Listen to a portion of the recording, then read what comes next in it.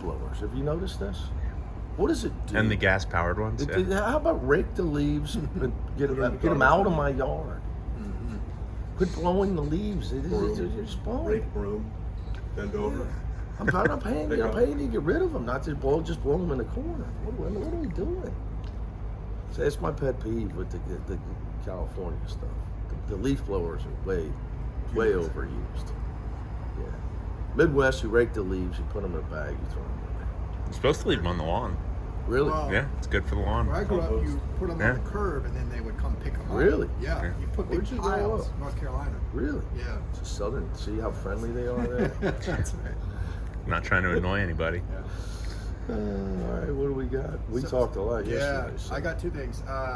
Was Eric Daly really here at 6 a.m. yesterday? Wouldn't surprise me. Okay. I was not, so. Okay, but did you ask him to come in? 'Cause you No. Yeah.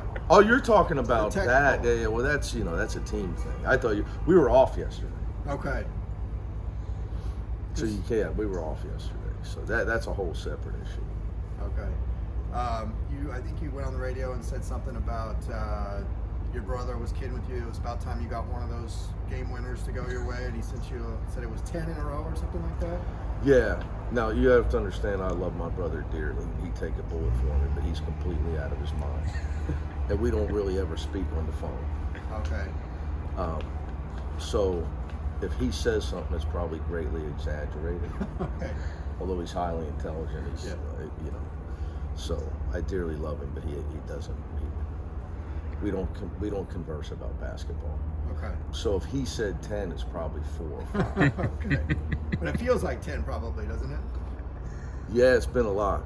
I had literally we had people. I've been head coach at UCLA 6 years, and I had some of my friends from Cincinnati texting me. It's about time you wanted to. You had a buzzer shot. They've all gone against you. So, when you get those kind of texts, and you start thinking about it. I don't remember the last time I won one of those. Maybe Jaime. Can you think of one? Jaime against Arizona Yeah, but State. that was freshman. Or Jalen Clark against Jaime USC. was a tie game. What Yeah, about Jalen it Clark? wasn't a buzzer shot. Here a couple years That ago. wasn't he a hit buzzer 3. shot. Okay. He knows all of them. Yeah, that wasn't a buzzer Okay. shot. And Jaime, the game was tied, so that only counted. What have you seen out of Arizona so far? I obviously they've had a changing of the guard, so to speak. Since Coach Lloyd's been there, he had Ballo and Larson. Two guys that come to mind that just unbelievable. Especially Larson, just unbelievable winner. So they've had a change. They had a lot of change in their personnel, but they're still the same. Nothing really different as far as what they run offensively, the things that they do, how they play. They obviously they got a world of talent, but like like the rest of us, you're trying to he's probably got 4 new starters, a multitude of new players, whether it's transfers or freshmen, and he played a brutal schedule early. Played a brutal schedule early. You had to play Duke, who you had beaten them the year before when you were the veteran team. Had to play at Wisconsin, where people in the Big Ten say, "Good luck." So those are 2 tough ones. And then look, a West Coast team's going to play in the Bahamas. I don't really understand it. When if you're flying on a 737, you got to stop for gas. It's such a long trip, so that's not an easy putt either. So I just think they played a really hard schedule for a team. When you have a new team and you've got to incorporate so many new pieces, they played a really hard schedule. Are you seeing that a lot more, even over and above last year, when you're looking at teams and scouting, that they're like tons of teams are really integrating a lot more starters than last year? That's just the new. Well, there's still a group out there. This is the last COVID year. Yeah. Right. This is the last COVID year. So there's still a bunch of teams out there with the 5th-year seniors. So there's some senior-laden teams out there. They're going to have to go through it next year. A lot of us, I went through it last year, and this year, Coach Lloyd's going through it at Arizona. So But I think it's pretty much par for the course this year. But eventually you have to have too much turnover. I mean, it's going to happen to you at some point. There's a lot of teams like that. And it's obviously, like I alluded to, in Arizona's case, when you're going through it, it's tough to play a brutal early schedule. And that, because look, what's their record? 4-4. Yeah, so you said they're 4-4, but metrically they're in the top 25. So it tells you they're a top 25 team. They've just played a brutal schedule. Stylistically, are they exact like same. what they like to do? Yeah, exact same. Always a rim presence, big bodies around the rim. Always trying to get out in transition at all costs.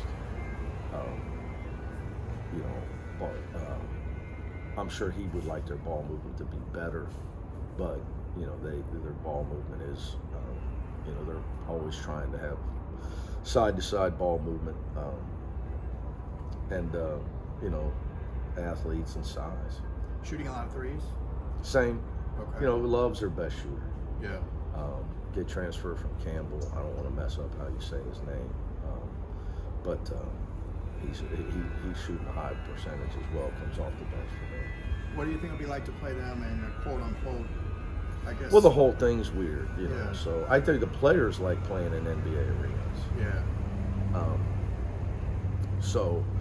And look, for us, like, to me, this whole thing about neutral site games. I mean, you had asked this earlier. The old days it just didn't happen, right? You played home and homes. But the old days are the old. That's why they're called old days. The new days, neutral site games, NIL games. The good thing about it is the NCAA tournament is at a neutral site in big arenas. So, from an experience standpoint, but yeah, no. I mean, it's weird that we're not in the same league. Yeah. Extremely weird. A lot of things weird this day and age, my friend. Did Eric Daly get a 6 a.m. practice on Tuesday? Yeah, well, I don't discuss things like that. But I don't even know what day it is. Today's Wednesday. Yeah. And then I know you talked about Tyler Bilodeau's defense a little bit. What are some things that are popping up on film that he's standing out to you that he's struggling with? Well, he plays two positions, so we do. So for him, he's the only guy on our team. I mean, our guards, they're used to it. When he's a stretch guy when he's at the 4, and obviously at the 5, it's a different thing. So defensively, he's very different. So it's the hardest on him, adjustment-wise. But he played obviously in a very half-court style. And they never pressured the ball. It's just not what they do at Oregon State. So this is the first time he's had to, where he's never pressed in his life. He's never been asked to pressure anybody in his life, to be in a passing lane in his life. So it's just a big adjustment. But he's done a great job. Like sometimes when I say, well, a guy's got to get better, obviously I have high standards and I want him to be able to move his feet and play in the NBA someday. But his effort and attitude is always tremendous. But he's in a totally new system from a defensive standpoint. On that Shellstead shot, was that Tyler who should have been stepping out, or Kobe? Transition, defense, which was our biggest concern against Oregon. First of all, you can't turn the ball over if you're a veteran point guard. Right. And I'd rather you just throw it out of bounds so we can get organized. And that's the problem in that situation when you're on the run. Kobe's got to see that play coming and get out there. Now, in his defense, Tyler had been the guy blitzing that pick and roll in that exact same play. They had already run 7 times. Right. And on this one, Tyler was running back, so he wasn't out there in time. So hence, nobody was out there. This guy got destroyed by 2 guys. I mean, what's he supposed to do? Right. I mean, he didn't get screened by 1 guy. He got screened by 2 guys. So his teammates didn't get out there, and that's the problem with playing defense while you're running back. Was there somebody said there was maybe Sebastian contribute to that missed box out on the rebound on the free throw? He didn't pinch. Okay. Yeah. little things, which, you know, are not little things. They're big things. Everybody else calls them little things. Everybody else worries about how much Johnny scored.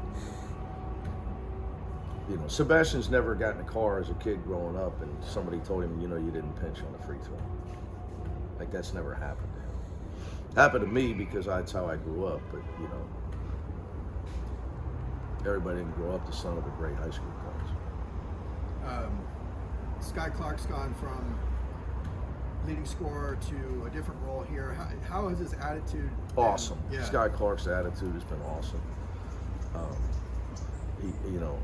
He's been through a lot, more than any young kid should have to go through in the off season with his father's illness. He's handled it like an unbelievable champ. He's handled the adjustment like a champ. He's our best one of the best defensive guards I've ever coached. A very small guy. Attitude. He's one of the smartest players. I told you, he'd make candidates to be a coach someday. He could definitely do it. He's extremely intelligent. His attitude is tremendous. Obviously, he's frustrated, I'm sure, with his shot making, but it'll come around. He's just got to keep working at it. But everything else, he's just been awesome. Is he leading in deflections for you guys? Well, Kobe's one, he's two. Okay. Very close. Would you like Sky to look for his shot more? He's looking for a shot. I don't think that's a problem. You mentioned, you know, you predicted Might have been that- early, Yeah. but you know, he's gotten out of that. You predicted that Kobe could be an all-conference defensive player before the season. Are you seeing those things that you kind of expected to from him? Well, not in the Oregon game.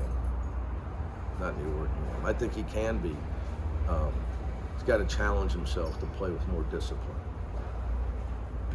Hence, the second foul. And then down the stretch, he's got to be a lot better defensively than he was down the stretch in the Oregon game.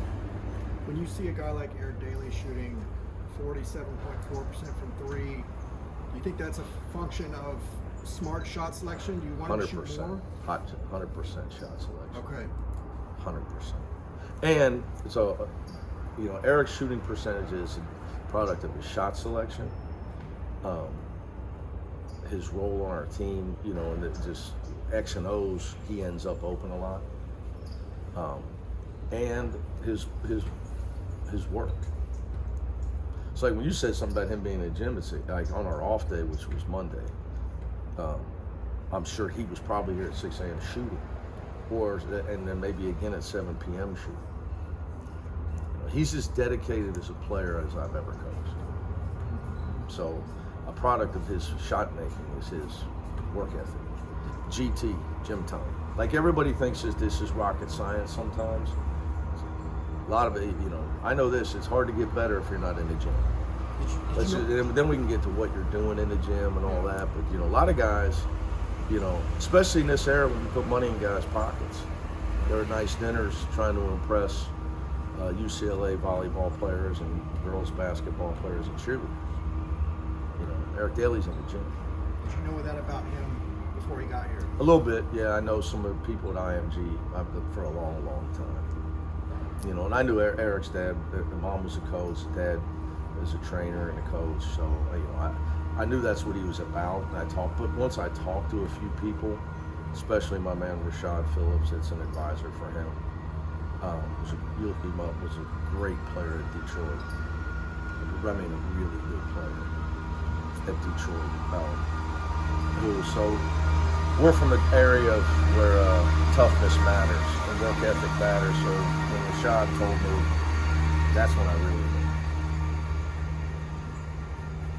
Good enough, man. Thank you. Yeah, Thank you so appreciate much. you. Good enough.